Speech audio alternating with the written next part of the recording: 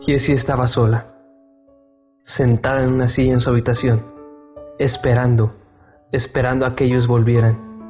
Sus padres habían salido esa misma noche después de escuchar las noticias de que su hermano mayor, Daniel, estaba involucrado en un accidente. La última vez que Jessie vio a Daniel, se había ido a toda velocidad montado en su motocicleta, enojado con sus padres. Entonces llovió a montones. Sus padres estaban tan preocupados por él. Pero ahora todos sus miedos se volvieron realidad. Había recibido una llamada de la policía diciendo que la motocicleta de Daniel se estrelló. Así que sus padres fueron por él y ella se quedó sola. Estuvo esperando por mucho tiempo. Eran ya las 2:30 de la madrugada. No obstante, aún no sabía nada de ellos. Siguió esperando. 3 de la mañana.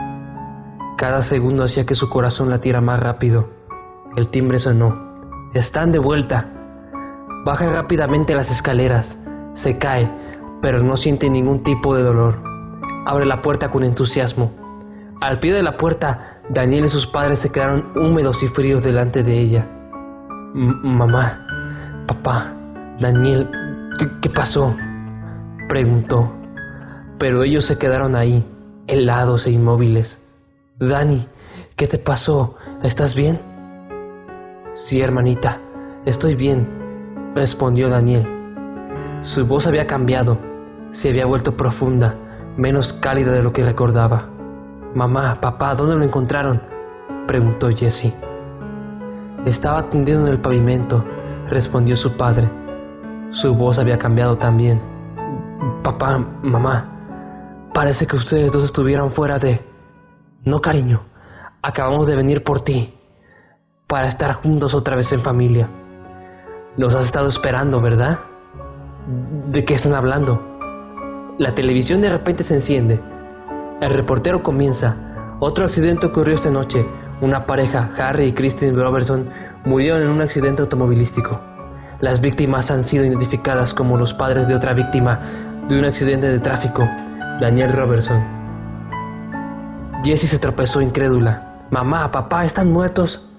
«Pero yo no quiero morir ahora», llora. «Cariño, no te llevaríamos si no estuvieras muerta», señala su madre en las escaleras. Jessie dirige su mirada a donde su madre señala. Ve su cuerpo sin vida al pie de las escaleras. Su cabeza estaba abierta y sangrando. «¿Cuántas veces tengo que decirte?», dice su madre. «Mira por dónde andas».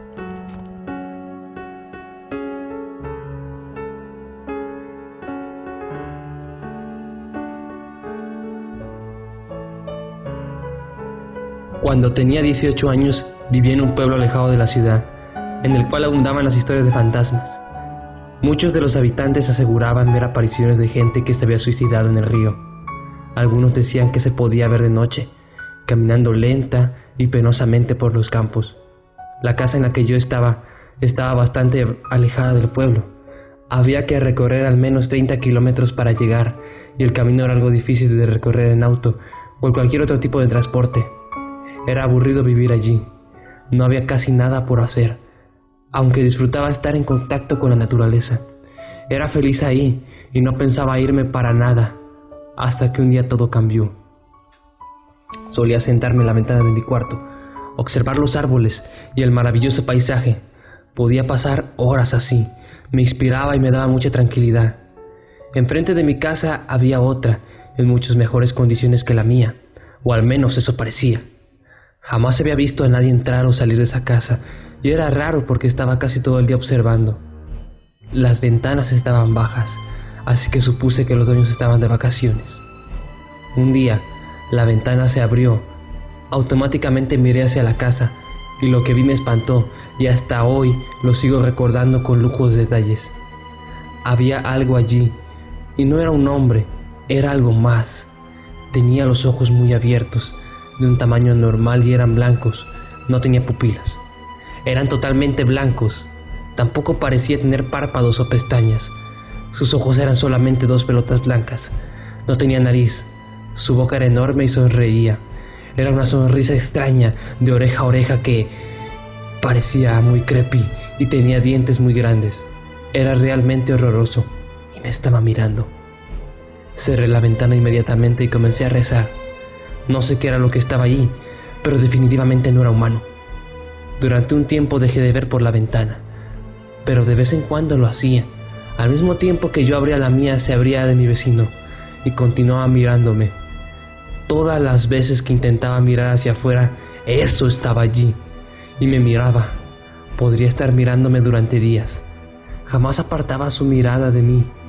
Intenté contarle a mi madre sobre esto, pero fue inútil. No me creía. Ya que era la única persona con la que vivía, me sentía desprotegido. Esa cosa podía salir de su casa y quién sabe lo que era capaz de hacer. Decidí ir al pueblo y visitar a una viejita que supuestamente sabía todo sobre las historias de terror del pueblo. Al principio se mostró amable, pero cuando le conté lo que estaba pasando se puso nerviosa y sus manos le comenzaron a temblar. Lo siento, suelo ponerme así.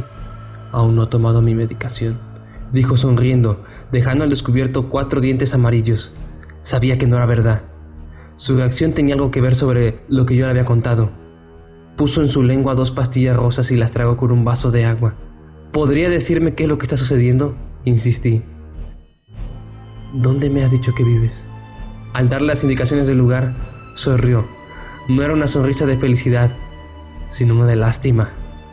Eres vecina del señor Heck, dijo aún sonriendo. No sabía qué será su nombre. Sí, su casa está justo enfrente de la mía y siempre me observa. Eso es imposible, me interrumpió. El señor Heck está muerto y lo ha estado por 23 años. Inmediatamente recordé que mi madre estaba sola en casa.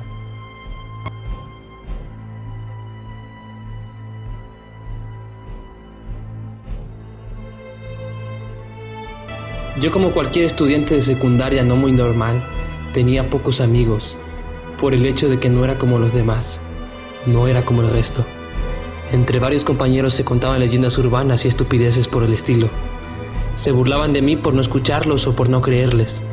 Eran de esos tipos que dicen puras mentiras en la escuela. No les hacía mucho caso. Aparte de que no me caían bien, no les hablaba. Yo me mantenía en una posición de escepticismo, hasta ahora. Un curioso día, invité a mi amigo Juan Carlos a mi casa a jugar videojuegos y ver videos de música. Se nos pasó el tiempo muy rápido y pronto no tuvimos nada más que hacer estupideces en la computadora. De pronto me llegó a la mente el nombre del video del cual se estaban hablando demasiado en mi grupo y por el cual siempre caía en discusión con los idiotas crédulos que se tragaban toda clase de mito urbano. Se llamaba Buenas noches hasta mañana. Sé que suena un poco infantil, pero yo lo busqué. Era la oportunidad perfecta para demostrar que no todo lo que ellos veían en internet asusta, tanto como un buen libro de terror. Las caricaturas eran marionetas algo tétricas. Eran 6 integrantes de diferentes colores con ojos saltarines. Cuando empezó la grabación de la canción, al revés, Buenas noches, hasta mañana, quedé putrefacto. Salía la foto de las marionetas riéndose satánicamente, todos juntos, en una foto grupal. La canción empezaba con un sonido de disco rayado, macabro, y una voz repentina que decía, mancha de sangre. Seguía con un coro que decía lo siguiente, ay, tan solo de acordarme me causa escalofríos. Hay una mancha hecha con sangre. Hoy hay una marcha de sangre. Yo mismo disimulo, levántate, mata a tu madre, mata a toda hora, mata en el trabajo, mata en tu casa, mata en la calle y salpica, salpica. La verdad es que ya no tengo ganas de seguir viendo el final. Mi amigo se fue algo asustado y como mis papás trabajan, me quedé yo solo en la casa, pues era viernes por la noche. Cuando me dio sueño me fui a dormir. Desperté, estaba parado en mi cama con un cuchillo en mi mano. Estaba sudando frío y lo peor de todo es que el cuchillo y mi ropa tenían sangre. Mi corazón dio un vuelco y fui corriendo al cuarto de mis papás. Por suerte no habían llegado todavía. Sentí un gran alivio, pero de repente noté un rastro de sangre en el piso. Lo seguí, era mi perro Bruno. Tenía las tripas de fuera y había un mensaje escrito con la sangre que decía, buenas noches hasta mañana. De repente abrieron la cerradura y eran mis padres, que se asustaron tanto que enseguida me llevaron al psicólogo. Ninguno de ellos pudo quitarme esa canción de mi cabeza. Llegué al manicomio, pero meses después salí por buena conducta. Aún sigo guardando ese periódico que conseguí hace algunos meses. Niño llamado Juan Carlos asesina a sus padres, bruscamente mientras dormían. Ahora, terminado este relato que marcó mi vida para siempre, les deseo unas buenas noches y hasta mañana.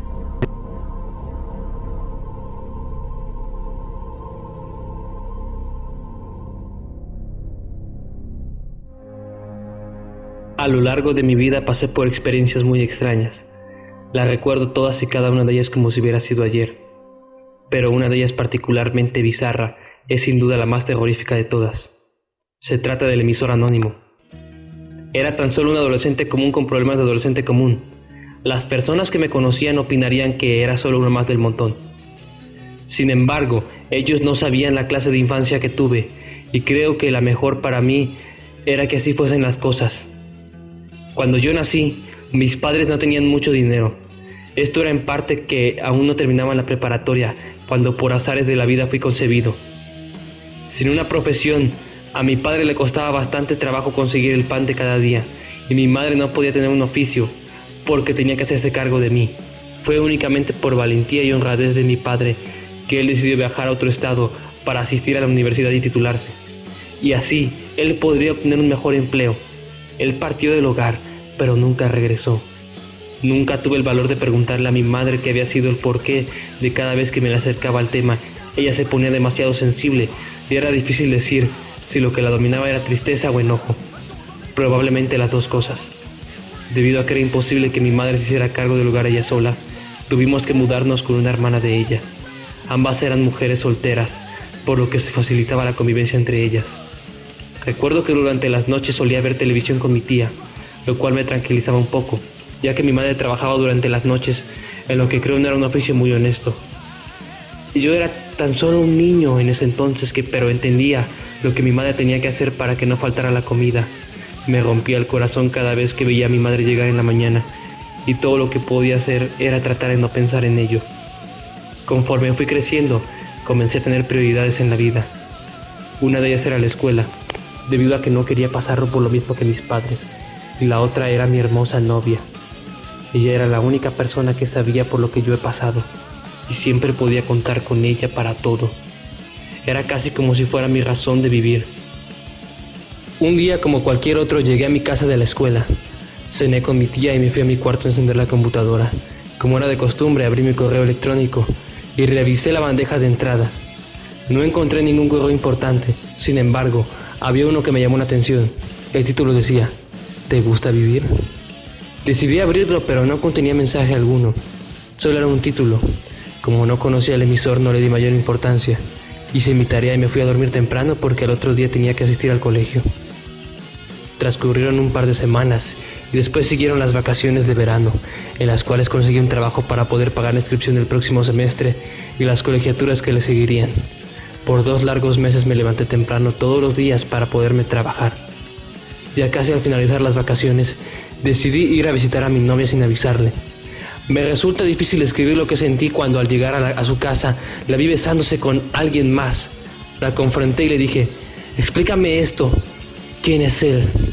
Ella no me respondió, solo dijo al tipo con que estaba: él es el idiota de mi exnovio que te había contado. El pobre sigue obsesionado conmigo. Nunca había sentido semejante humillación. Yo juraba que por ella daba la vida, y así me fui a enterar de estas cosas. Estaba devastado. Esa misma noche, cuando regresé a mi casa, decidí encender la computadora por mera costumbre. Revisé mi bandeja de entrada. Entonces volví a encontrar el mensaje del emisor anónimo. ¿Te gusta vivir?, decía el título, pero al igual que la vez anterior no había ningún mensaje escrito en él. Lo ignoré, pero sería un mentiroso de no admitir que pude haberme quedado pensando en lo que había visto. Al terminar las vacaciones llegó el día de inscripciones del colegio. Esa mañana me levanté lleno de orgullo sabiendo que yo solo me había esforzado para conseguir todo el dinero necesario para pagarlas. Pero al momento de revisar mi caja de ahorros noté que estaba vacía. Alguien me había robado todo. Esperé a mi madre todo el día para preguntarle si ella lo había tomado prestado o algo así. Pero ese día ella no llegó a casa, ni al día siguiente, ni al siguiente. Me tardé bastante en darme cuenta que la mujer que me dio la vida y que me había cuidado a lo largo de ella, me había robado y abandonado. Fue difícil ser abandonado por mi madre y perder la escuela por falta de dinero al mismo tiempo. Era patético no tener una razón para levantarme de mi cama. De lo único que tengo memoria de haber hecho ese día es ir a mi computadora y revisar mi correo una vez más. Encontré el mensaje que decía: ¿te gusta vivir? Para ese entonces el mensaje me produjo mucha ira. ¿A ti qué te importa?, le respondí y bloqueé al emisor. Pensaba que así dejaría de molestarme. No me imaginaba con quién estaba hablando. Algunos días después, mientras dormía, el calor era tan insoportable que desperté pasada la medianoche. Fui al pasillo a encender el aire acondicionado, y cuando regresé a mi habitación noté algo infinitamente horripilante y grotesco. Mi cuarto está en un primer piso y mi ventana da hacia la calle, y fuera de mi ventana está un hombre cuyas características no puedo describir porque había una luz alumbrando público del otro lado de la calle, y de manera que solo veía su silueta, su contorno, su sombra. Lo que sí puedo describir es lo que estaba haciendo. El hombre tenía pegada la lengua y estaba lamiendo mi ventana. Por un momento me pareció como si estuviera escribiendo algo con la lengua, pero no pude pensar en lo que decía porque estaba demasiado estupefacto por la horrible escena. El hombre se fue poco después de que yo hubiera notado su presencia, pero yo me quedé de pie, sin poder hacer nada, hasta que me amaneció. No recuerdo cuánto tiempo estuve de pie en mi cuarto viendo la ventana, pero seguramente fueron varias horas sin hacer ni decir nada, sin poder reaccionar. Pero el horror no terminó ahí. Fue hasta mediodía que me atreví a salir a limpiar la ventana de la infinitamente asquerosa saliva del desconocido. Al acercarme a la ventana noté que el polvo de la intemperie se había adherido a la saliva. En ese momento me di cuenta que efectivamente el extraño escribió algo en mi ventana. ¿Te gusta vivir?, decía. Después de ese incidente pasaron semanas para que pudiera dormir bien. La impresión que me había causado se había desvanecido, pero no olvidado. Ya había sido de lejos la experiencia más bizarra de mi vida, pero aún no concluía. Me desperté pasada la medianoche. Esta vez no fue el calor, sino un ruido que escuché dentro de mi casa. Al abrir los ojos, lo primero que me pregunté fue: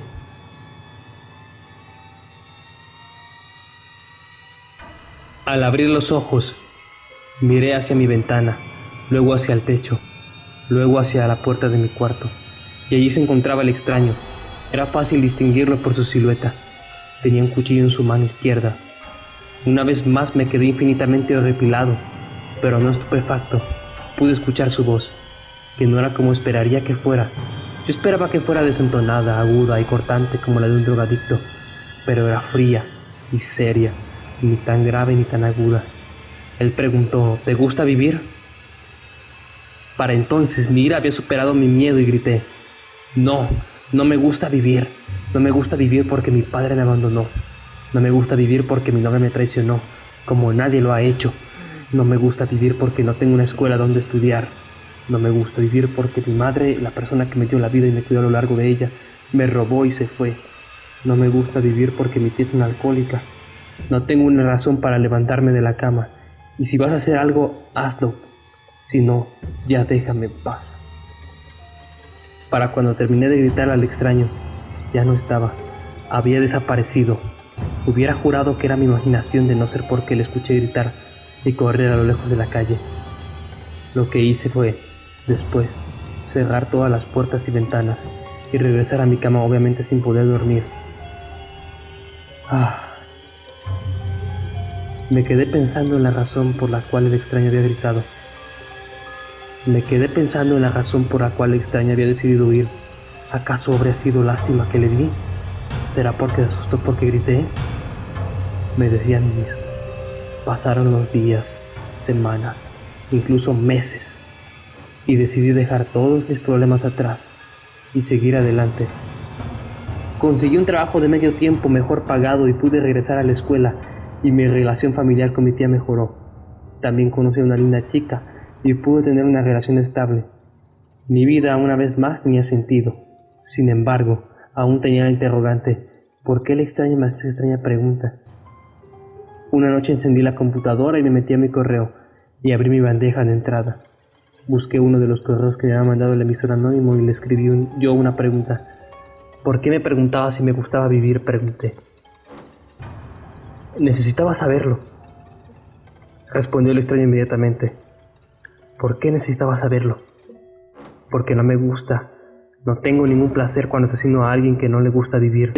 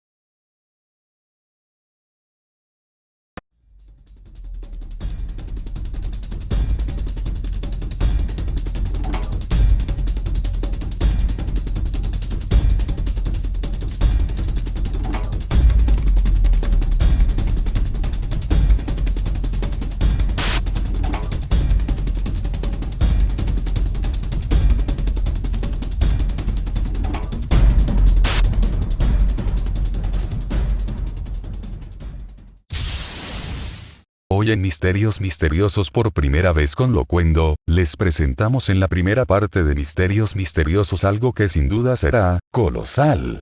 Especial sobre Invasor Sim. Esta serie surgió a raíz del programa que se emitía dentro de Invasor Sim, llamado Los Misterios Misteriosos de los Misterios Extraños, que es el programa favorito de Deep. Este a su vez, se convirtió en el nombre de esta serie, en primer lugar, con un tono más serio al programa original. Así es como le dedicamos a Invasor Sim esta primera parte del programa. ¡Excelente! ¿Por qué cancelaron Invasor Sim? Una pregunta que miles de fans nos hemos hecho. Hoy en Misterios Misteriosos presentaremos las posibles respuestas dadas las investigaciones que hemos hecho. A pesar de que gran cantidad de gente le da el título de obra maestra, no se salvó de la cancelación. Los rumores de su cancelación son muy controversiales, sobre todo por ser una serie de humor negro pero dirigida a público infantil, por lo que era un dilema tener en cuenta por qué su cancelación. Nickelodeon aclaró que la cancelación fue por falta de público infantil, además de que la producción de la serie era muy costosa para el canal. A pesar de esto, los teleaficionados aún creen que Nickelodeon esconde supuestos motivos reales de su cancelación. Algunos de estos motivos, erróneos y especulativos, son: el creador Jonen Vázquez tenía planeado un Ger sangriento, que el personaje Ger estuviera bañado en sangre humana, y aunque este personaje no fue aceptado del todo en Nickelodeon, el Ger sangriento aparece como mensaje subliminal en episodios posteriores y en la secuencia de apertura. El Ger sangriento aparece como mensaje subliminal en episodios posteriores y en la secuencia de apertura. Aunque esto es cierto, no fue la razón de la cancelación. Nickelodeon tampoco permitió la muerte de Dick. Jonen Vázquez tenía planeado de que Zim matara a Dib en el episodio Puerco Malo y que el nuevo enemigo de Zim fuera un personaje llamado Louie. Sin embargo, el episodio fue producido así, donde Dick murió cayendo de una torre de electricidad y su cuerpo fue aplastado por cerdos de peluche de un paramédico. Nickelodeon hizo que los productores cambiaran el final para que Dick resultara vivo. La cantidad de humor negro. Se dice que tras los atentados del 11 de septiembre de 2001, Nickelodeon perdió interés en seguir pasando la serie por su humor negro. Un episodio de la serie, Dur to Dur, Warring of Doom, se estrenaría el 14 de septiembre de ese año, pero fue cancelado a último minuto y no se estrenó hasta el 29 de marzo de 2002. Una de las frases de Zim que se tenían planeadas para la serie fue: te atraparé, me comeré tus intestinos, pero Nickelodeon no lo aceptó y obligó a que lo cambiaran a te atraparé y me comeré tus zapatos. A pesar de que esto es verdad, no fue el verdadero motivo de su cancelación. Nickelodeon tardó 2 años en saber que John M. Vasquez era el creador del cómic John y el homicida maníaco. En una nota no relacionada, el episodio Cosecha Siniestra, donde Zim roba órganos humanos para parecer más humano, fue nombrado en las declaraciones hechas por Scott Dilensky, un joven estadounidense imputado por matar a una joven, aseverando que él se inspiró en el episodio al cometer el asesinato. Este suceso ocurrió en el año 2005, 3 años después de la cancelación de la serie. A finales del año 2002 Nickelodeon canceló la serie. Al parecer debido al contenido y temática no apta para niños de la serie, además de un supuesto bajo rating en las edades de mayor audiencia en Nick, 2, 11 años. La cancelación fue sorpresiva y fuerte, pues hasta los episodios que tenían ya casi finalizados fueron cancelados y otros episodios ya terminados no fueron emitidos en Estados Unidos hasta hace poco, en el 2006. Eso último es un dato curioso, pues en Latinoamérica los últimos episodios de la segunda y última temporada fueron emitidos normalmente, mientras que en Estados Unidos tuvieron que esperar hasta hace unos meses para poder verlos.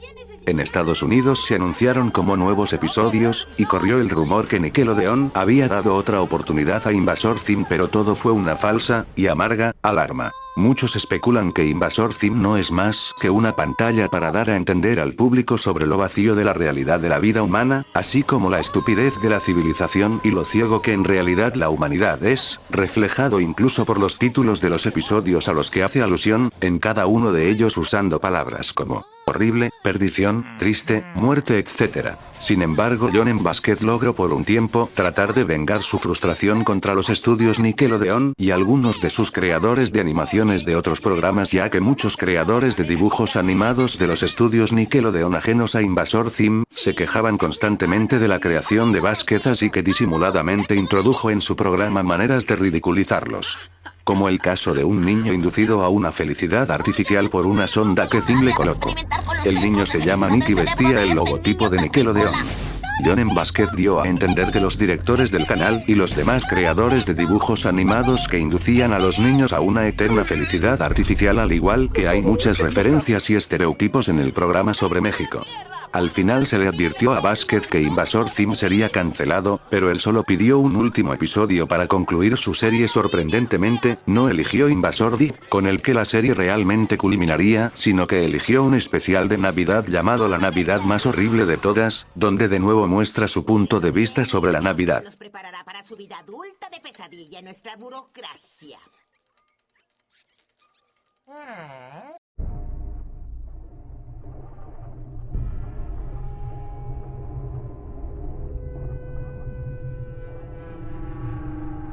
En esta segunda parte, Misterios Misteriosos se adentra en las biografías de grandes compositores marcados por la riqueza y el carácter insólito de muchas de sus obras. Genios como Mozart, Beethoven o Paganini fueron personajes enigmáticos rodeados de luces y sombras en sus vidas. El musicólogo español Joseph Jelinek nos descubre los secretos de la maldición de la 10ª Sinfonía y del violinista del diablo. Célebres genios con historias sobrenaturales. Muchos compositores como Gustav Mahler murieron en su intento de crear las 10 imposibles sinfonías que Ludwig van Beethoven no consiguió terminar antes de su oscuro fallecimiento. Una extraña casualidad que, desde entonces, es conocida por los expertos en música clásica como Joseph Jelinek como la maldición de la 10ª Sinfonía. Por otro lado, el virtuosismo de Paganini con el violín se convertiría muy pronto en el punto de mira de muchos seguidores que le llamaban el violinista del diablo. Un apelativo que, por su extraña apariencia física y su riguroso estudio de la música, le ayudó a convertir muchas de sus obras en inmortales. El efecto Mozart.